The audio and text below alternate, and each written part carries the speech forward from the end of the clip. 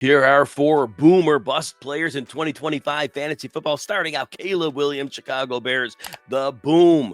Ben Johnson's in town. And remember, last year, Caleb Williams was under pressure almost all the time, took 68 sacks. And we want to blame a lot of that on Williams. But in his defense, that offensive line was letting defenders in at the snap of the ball.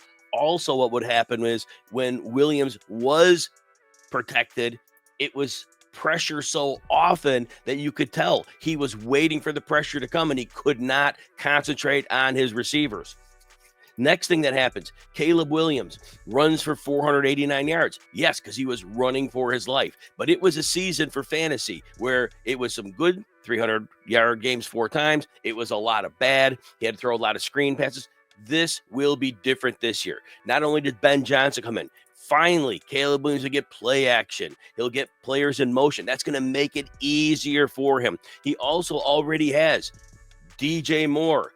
Rome Odunze now with Keenan Allen out of the way becomes a clear number 2 option. Colson Loveland, Luther Burden. Williams has weapons. The Bears rushing attack probably not going to be a juggernaut. This team will need to pass the ball. And I believe that Caleb Williams, with a real adult coaching the offense, will have this opportunity to be that boom player. But the bust is this.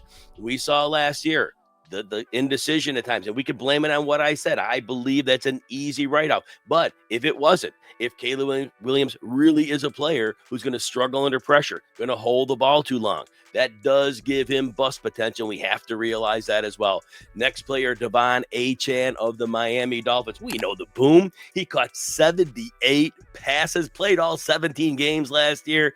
1,499 scrimmage yards. It was a thing of beauty. Devon Achane was cooking.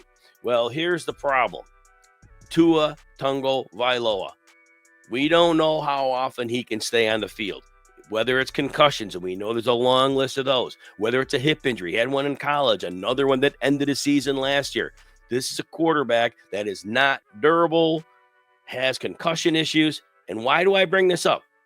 Devon Achane played 6 games without Tua Tagovailoa last year. And in those 6 games, and that's a big part of your season, Achane averaged fewer than 10 PPR points. And if you're going to be spending a second-round draft pick on Achane, that is massive, massive bust potential. And worst-case scenario, let's say Tua gets injured and misses most of the season. You could be left holding the bag on Achane, and that may be something you need to be very aware of. The possibility of Tua staying healthy. 2 years ago, he did stay healthy.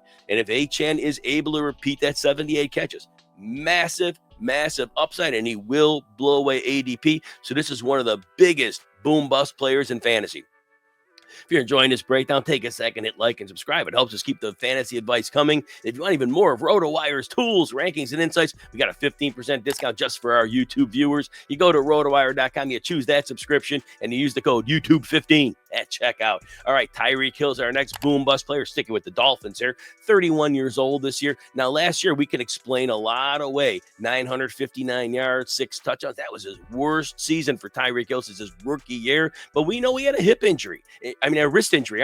That wrist injury started in the preseason and went all the way through off-season surgery. And we say, maybe that ruined his season.